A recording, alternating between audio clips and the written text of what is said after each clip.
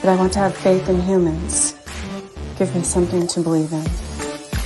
Earth below me, sky above me, fire within me.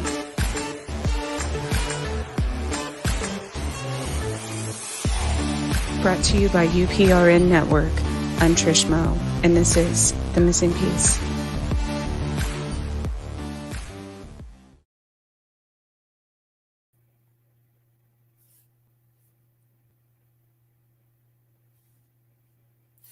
Good evening. I'm Trish. This is The Missing Piece, and we got a little bit of a late start tonight due to some technical difficulties broadcasting live on New Orleans 105.3 and United Public Radio Network.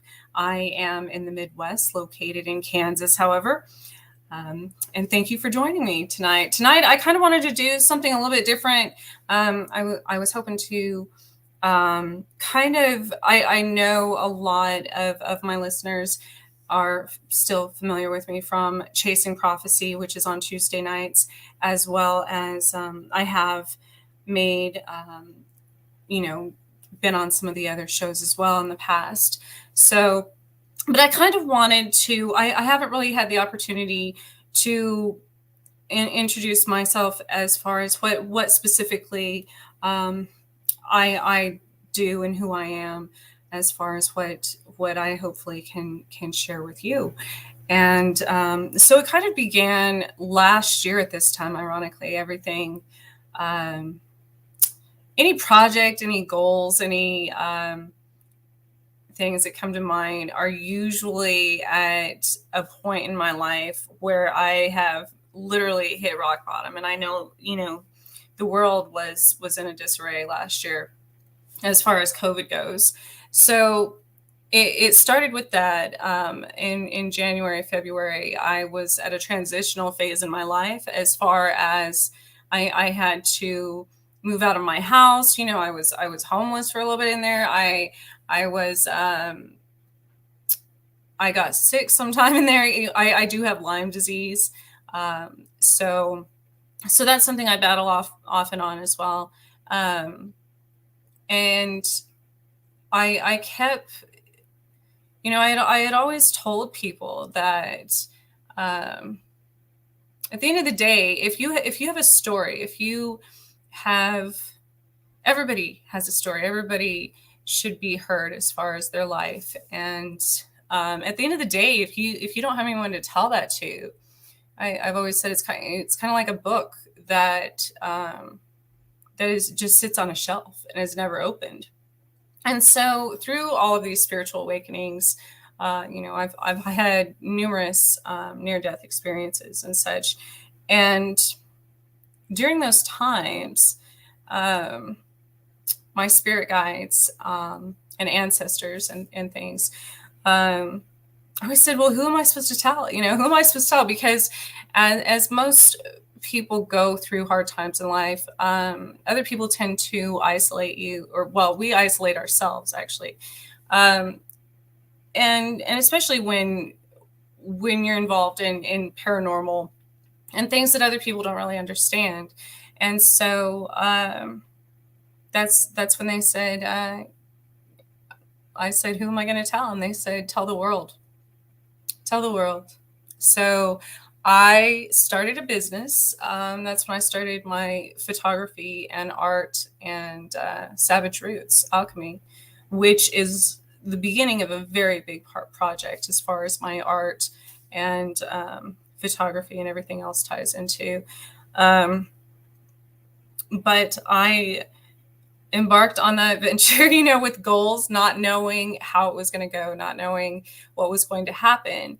And as you all, the ones that watch the videos, not the podcast, I do have ADHD, and I tend to be very expressive with, my hands, and I get distracted really easily, so I lose focus and just go off on different tangents. I'm sure people realize that from Chasing Prophecy, but what started happening after all of these events, and how I got into paganism, even as far as practicing a I live my life by the moon phases, as well as we're constantly, as humans, we're constantly evolving through these. It's kind of, I guess, beginnings and endings in our lives. And that doesn't necessarily mean death as in actual death, death as in death of a phase of your life or death of a chapter. And so when that happens to me, I always learn something extremely profound. And after growing up in the mountains and in nature, and also living in the city in a variety of the country, different places, I started going through these kind of the moon has the three phases. So I started going through these kind of, if you're thinking of, I think of everything as food. I love food. So like with the moon, eat, stop, eat, there's like, it's like intermittent fasting. You have the full moon in the middle of the month. And then you have basically in the beginning, you go through kind of a release phase, and then the full moon, and then what you want to bring into your life. So once I started doing that, really amazing things started happening. And I communicate with animals a lot.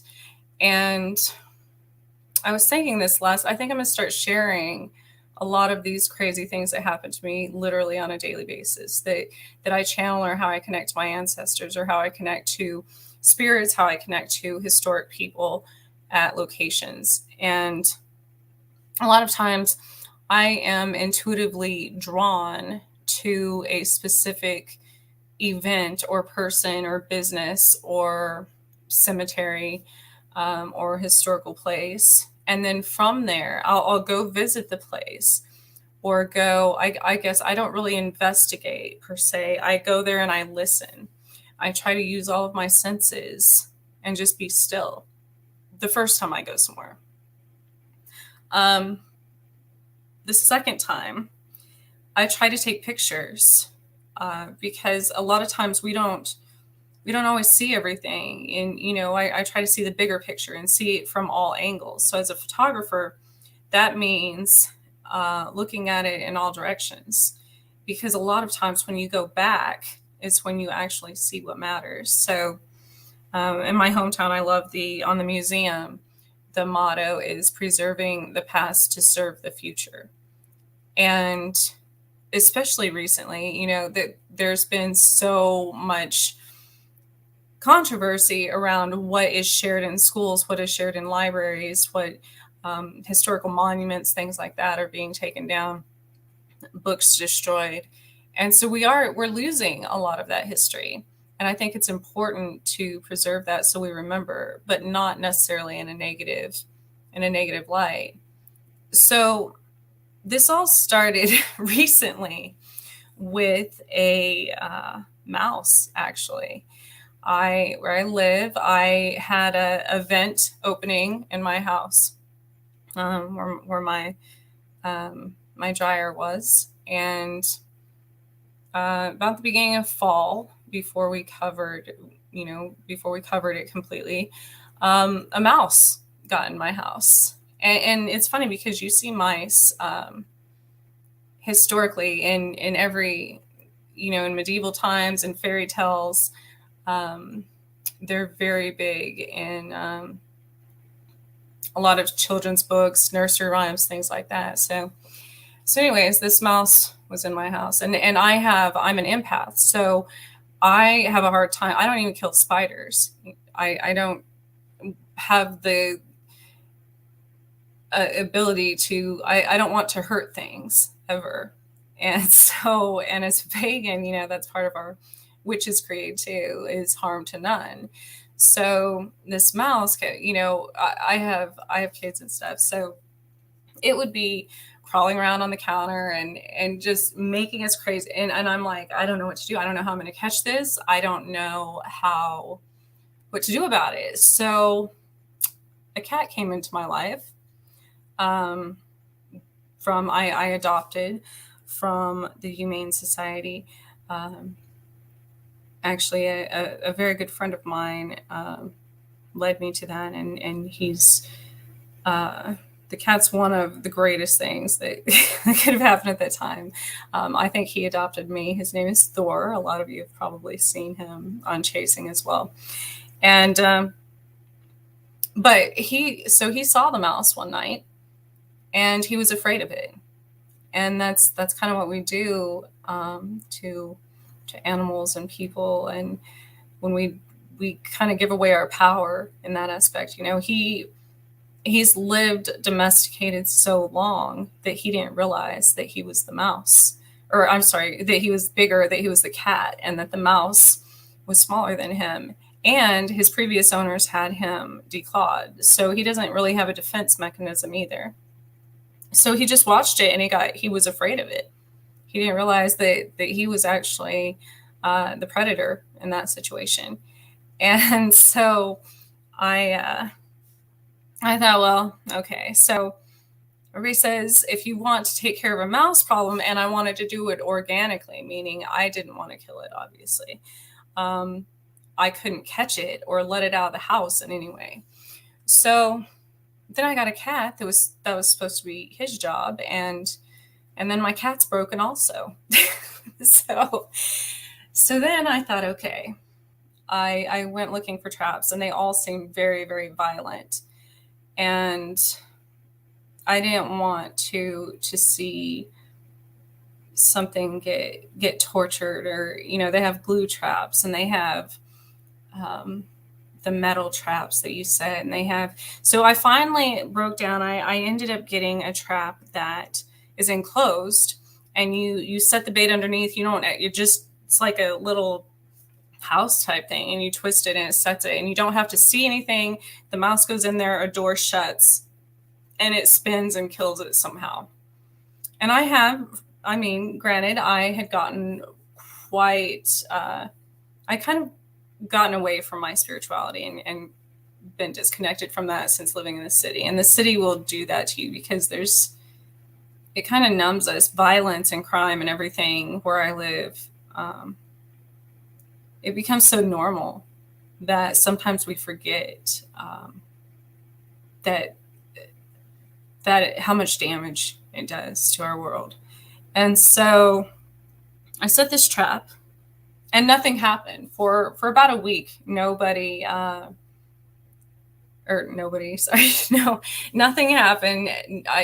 Nobody in my house ever heard it go off. Nothing ever set it off.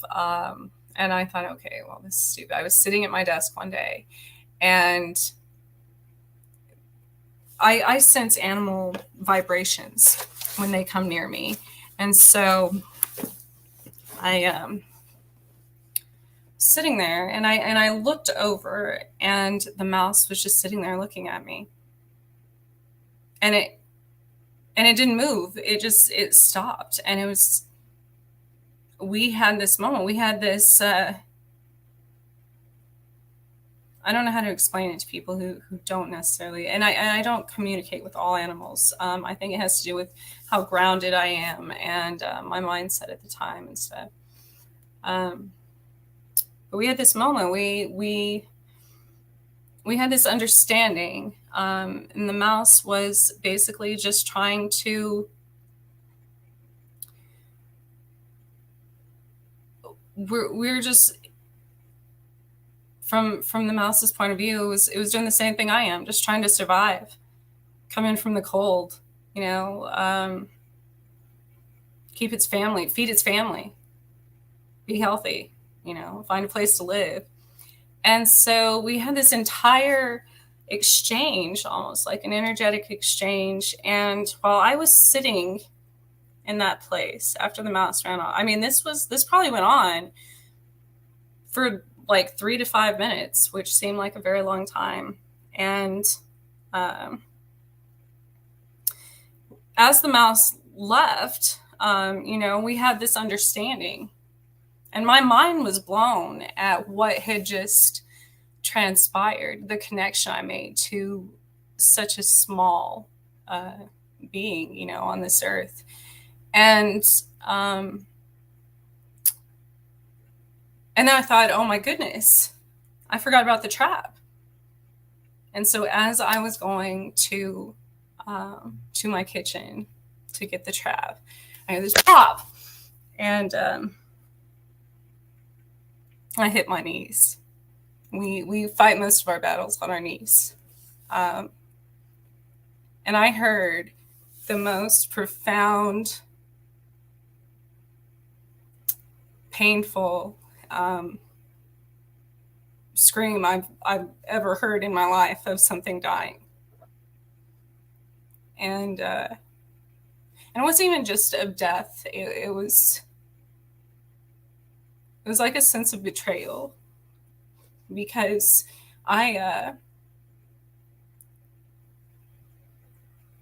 we had this understanding, and I killed it anyways.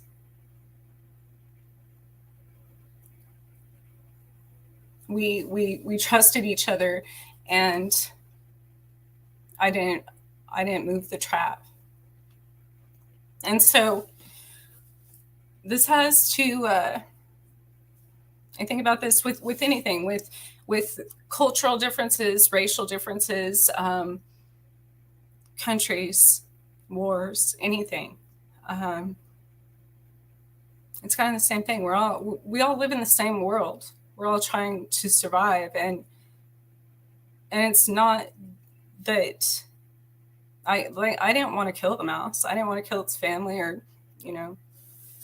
And so after that, I was thinking in terms of the trap. You know, we like to blame others for things that happen in our cities, in our families, in our environment. And as far as the trap goes, were the people who made the trap responsible for killing the mouse also? What if multiple people made the trap in different locations and didn't actually know that they were making a trap? Are they all responsible as well?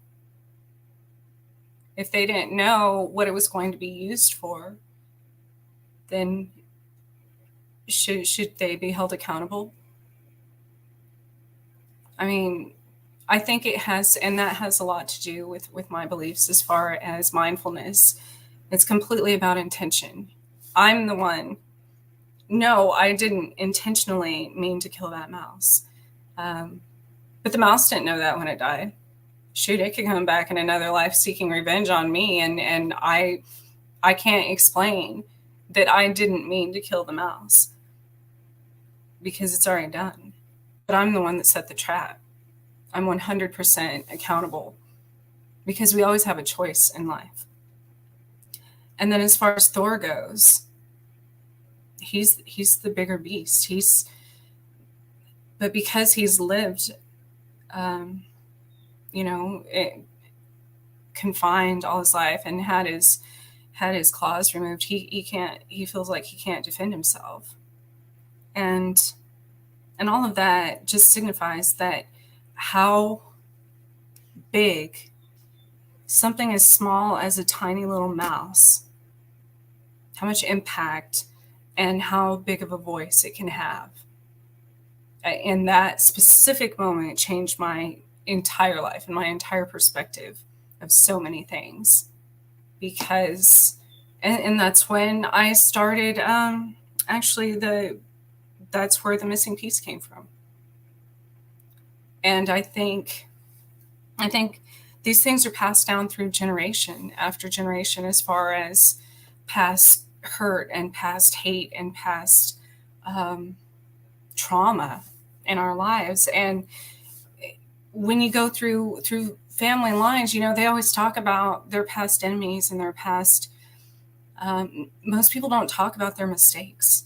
Most people don't talk about all the bad. When my family members or exes or things like that came home from war, everybody, it's like we offer them medals and prizes and all these other things, and they're seen as heroes, but at what cost? And that's passed on through families, and that's passed on through the next generation, through our kids, and there's no accountability. And I think peace, in order to truly achieve peace, as far as in the world, in our environments, it starts with ourselves, and until the war in ourselves, um, until we completely heal those parts of us, and being able to sit in that moment and fully take in when we make mistakes or when we hurt people or things, and be accountable for what we've done, nothing will ever change. Nothing changes if nothing changes. So I think that specifically set me on this journey of finding, not only inner peace, but being inspired by every person on every person's story on my own show, on Chasing, on the entire network. I watch other people in professions that just have astounding stories and advice, and it's profound.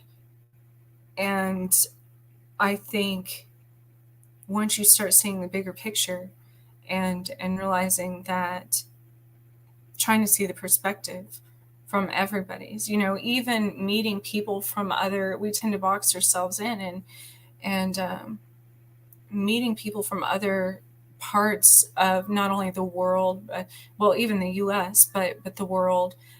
I can't see something from someone's perspective that lives in, even in the US, on the East Coast or the West Coast, or far north or south, because I'm in the middle. And I think that's how I communicate with spirits as well, and my ancestors, because it's enabled me to see different perspectives and be neutral, be in the middle, because I don't take sides.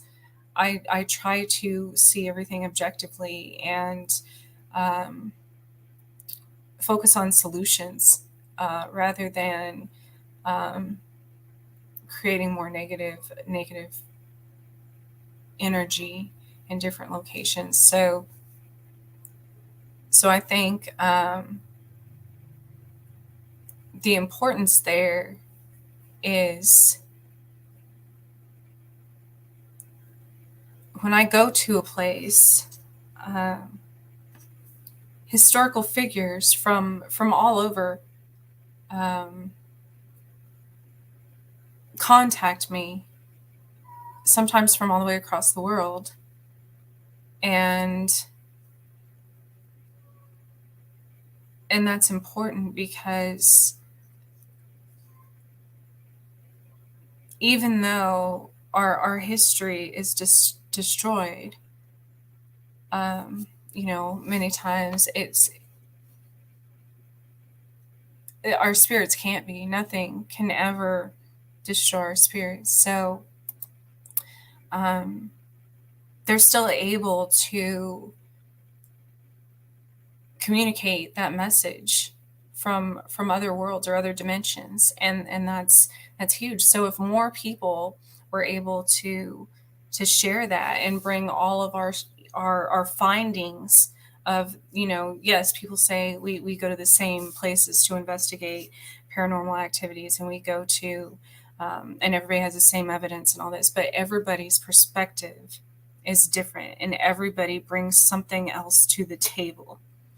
So I think that's the biggest thing, there's a place for everyone. And what you feeds you. I think knowledge and truth and historical accuracy is important, as far as holding ourselves accountable as a human race. And so I think that's from from now on, I'm going to be doing a lot of I'm going to be doing some projects on my Savage Roots Alchemy store and website and everything as well. As far as actually going my photography and things like that. But I'm also going to kind of start explaining more uh, how I'm led on these rabbit holes to different locations and different people and the entire process that goes into that. Because I think it's important to know the background and and also that I'm a normal person. You know, I'm just a normal girl and here in Kansas, USA. And so anyone can connect to